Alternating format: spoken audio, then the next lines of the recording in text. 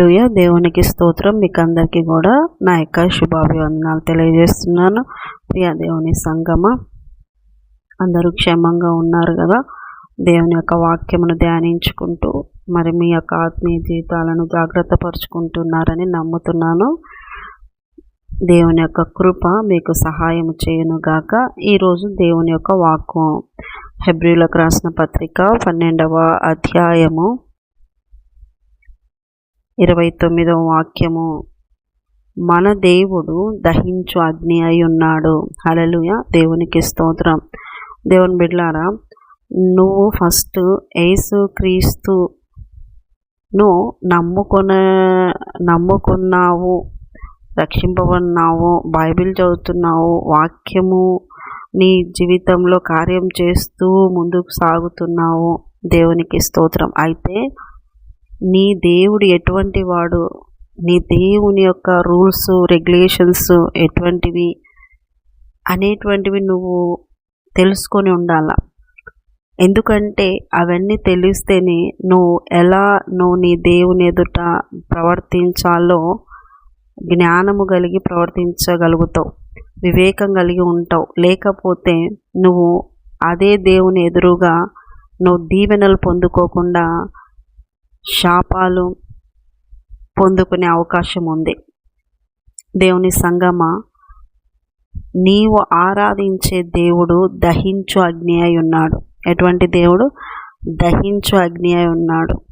ఆయన ఎండిపోయిన ఆకులు, ఎండిపోయిన కొమ్మలు, ఎండిపోయినటువంటి దాన్ని కాల్చివేసే దేవుడు అంటున్నాడు. పొట్టును కాల్చివేసే దేవుడు అంటున్నాడు.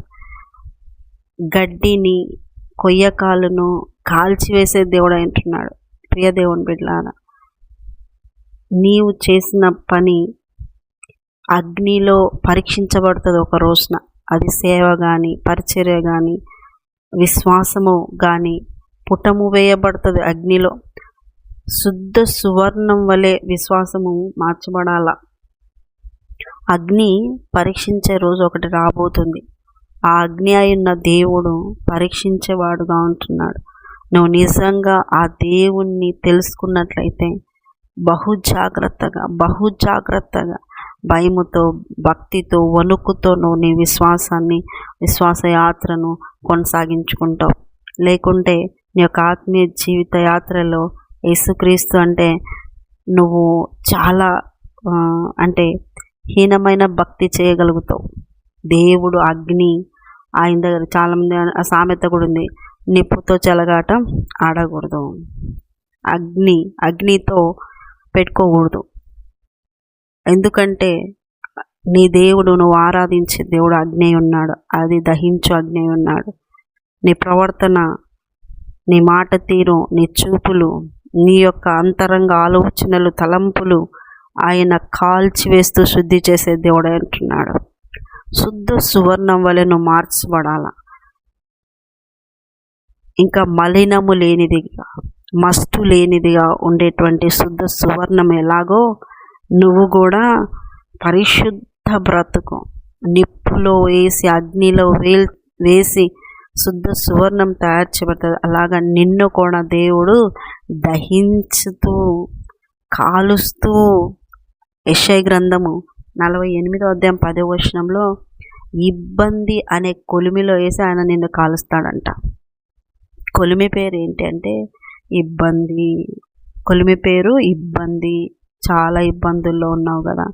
అయితే నీ దేవుడు నిన్ను దహిస్తున్నాడు, కాలుస్తున్నాడు, నిన్ను ఇంకా శుద్ధ సువర్ణం వలె మారుస్తున్నాడు. నీలో మస్టును తొలగించేస్తున్నాడు, నీలో మలినాలను తీసేస్తున్నాడు, పొట్టును కాల్చేస్తున్నాడు, వ్యర్థమైన దాన్ని అంతా ఆయన తొలగించి వేస్తూ ఉన్నాడు. దేవుడు అంత గొప్ప దేవుడే ఉన్నాడు. ఒక పక్క నీకు కృపను కట్టుకుంటూ ఆత్మీయంగా ఎదగడానికి ఈ యొక్క దహించు అగ్ని సహాయపరచబడుతుంది. ఎంతగానో సహాయపరచబడుతుంది. అదేవిధంగా భయము, భక్తి లేకుండా, వణుకు లేకుండా దేవుని సన్నిధి అంటే నిర్లక్ష్యము, వైఖరి చూపించినట్లయితే దేవుని బిడ్డలారా, ఏలీ కుమారులు అన్య అగ్నిని దేవుని సన్నిధి తీసుకొచ్చినప్పుడు వారు వెంటనే వాళ్ళు మరణించినారు. మరణం వస్తుంది. అందుకే చాలా జాగ్రత్తగా దేవుని సన్నిధిలో ఉండాలా. నీ ఆత్మ జీవం పొందుకొని పరలోక రాజ్యం చేరాలన్నా, నీ ఆత్మ ఆయన పట్ల నిర్లక్ష్య వైఖరితో ఉంటే నీ ఆత్మ దహించి వేయబడి నరకపాలవుతుంది. ఆయన సన్నిధిలో బహు జాగ్రత్తగా ఉండాలా. మోషేకు దర్శించినప్పుడు కూడా, మోషేకు దర్శనం ఇచ్చినప్పుడు కూడా మండుచున్న పొదలో నుండి ఆయన మాట్లాడినాడు. ఆ పొద కాలిపోలేదు, కానీ ఆ పొద అంతా మంటతో ఉంది. దహించు అగ్ని అయి ఉన్నాడు. పరిశుద్ధమైన బ్రతుకుతో ఉన్నావా? నీ జీవితము గొప్పగా మార్చబడుతుంది. దేవునికి ఇష్టమైన లక్షణాలతో ఉన్నావా? గొప్పగా మార్చబడుతుంది. మస్తు మలినాలను తొలగించుకోవడానికి ఇబ్బంది అనే కొలిమిలో ఉండి లోబడుతున్నావా? విధేయత చూపుతున్నావా? నీ జీవితము గొప్పగా ఆశీర్వదించబడుతుంది.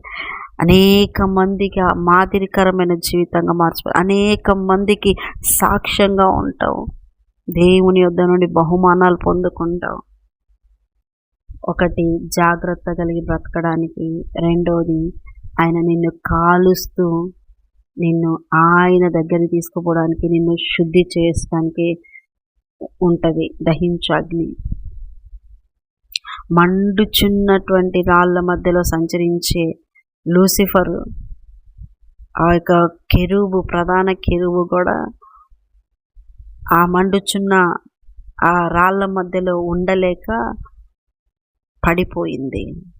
మండుచున్న పొద, ఆ దేవుడు ఉండేటువంటి, ఆయన వచ్చి ఉండేటువంటి చెట్టైనా అది నీవైనా కాలిపోవు, కానీ మండుతూ ఉంటావు. దేవుని కోసం మండుతూ ఉంటావు.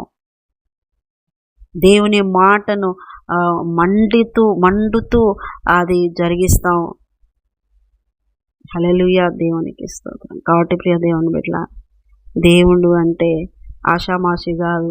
ఏదో చులకనగా, నిర్లక్ష్యంగా, అవిధేయతతో నువ్వు ఉన్నావంటే ఖచ్చితంగా దేవుడు నిన్ను శిక్షిస్తాడు. దేవుడు అంటే దహించు అగ్ని. ఆయన కాలుస్తాడు. కాబట్టి నేను జాగ్రత్తగా బతకాలి అని నువ్వు ఉంటే గొప్పగా నువ్వు వాడబడతావు. దేవుని కొరకు, దేవుని మహిమార్థమైన బ్రతుకుతావు. దేవుడు సాక్షిగా నిన్ను నిలబెడతాడు.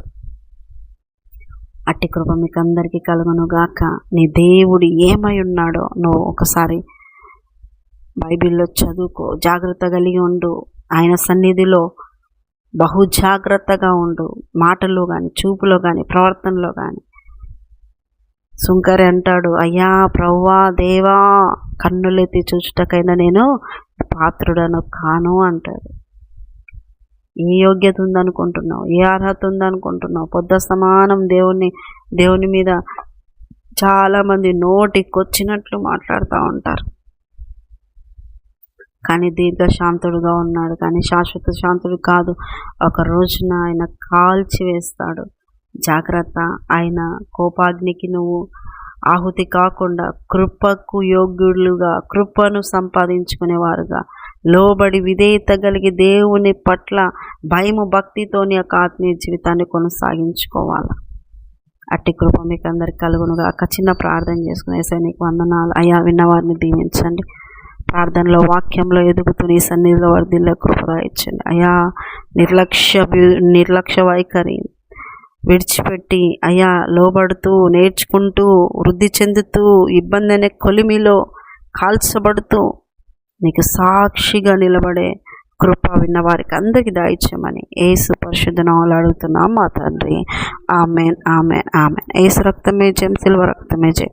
ప్రవేశనామానికి సంపూర్ణ విజయం కలుగును గాక. Amen, amen, amen. Good morning. Praise lord. దేవుడు మళ్ళీ దీవించును గాక. ఆమెన్.